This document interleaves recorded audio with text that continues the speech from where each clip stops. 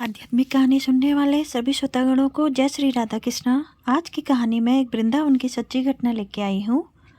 एक सच्ची घटना सुनिए एक संत की। वे एक बार वृंदावन गए, वहाँ कुछ दिन घूमे फिरे, दर्शन किए। जब वापस लौटने का मन किया तो सोचा भगवान को भोग लगाकर कुछ प्रसाद लेता चलूँ। संत ने रामदाने के कुछ लड्डू खरीद लिए, मंदिर गए, प्रसाद चढ़ाया और आश्रम में आकर सो गए। सुबह ट्रेन पकड़नी थी, अगले दिन ट्रेन से चले। सुबह वृंदावन से चली ट्रेन को मुगलसराय स्टेशन तक आने में शाम हो गई।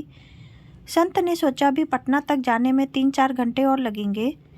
भूख लग रही है। मुगलसराय में ट्रेन आधे घंटे रुकती है, चलो हाथ पैर धोकर संध्या वंदन करके कुछ पा लिया जाए। संत ने हाथ पैर धोया और लड्डू खाने के लिए डिब्बा खोला और उन्होंने देखा लड्डू में चींटे लगे हुए थे। उन्होंने चींटों को हटाकर 1-2 लड्डू खा लिए। बाकी बच्चे लड्डू प्रसाद बांट दूंगा ये सोचकर छोड़ दिए। पर कहते हैं ना, संत हृदय नवनीत समाना। बेचारे को लड्डुओं से अधिक उन चींटियों की चिंता सताने लगी। सोचने लगे ये चींटे वृंदावन से इस मिठाई के डिब्बे में आए हैं। बेचारे इतनी दूर तक ट्रेन में मुगलसराय तक आ गए।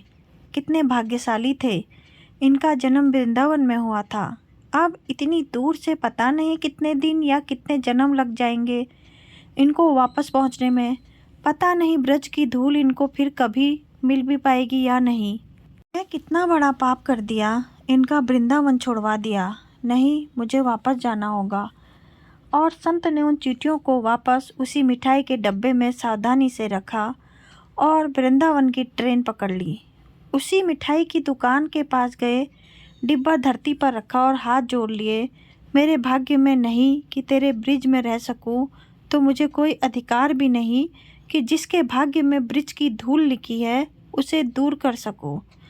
दुकानदार ने देखा तो आया, महाराज चींटे लग गए तो कोई बात नहीं, आप दूसरी मिठाई तोलवा लो। संत ने कहा, भैया मिठाई में कोई कमी नहीं थी, इन हाथों से पाप होते होते रह गया, उसी का प्रायश्चित कर रहा हूँ। दुकानदार ने सब सारी बात जानी तो उस संत के पैरों के पास बैठ गया, भावुक हो गया।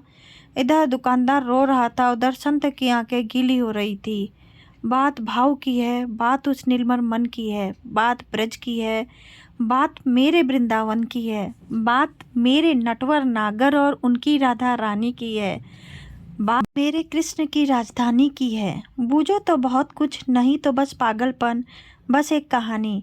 घर में जब भी बाहर जाएं तो घर से विराजमान अपने प्रभु से ज़रूर मिलकर आएं और जब लौट कर आएँ तो उनसे ज़रूर मिलें, क्योंकि उनको भी आपके घर लौटने का इंतज़ार रहता है।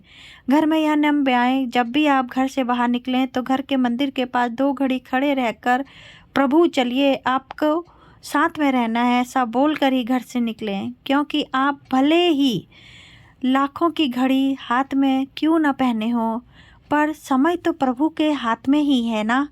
तो इसलिए जब भी घर से निकलें अपना भगवान का नाम लेके चलें।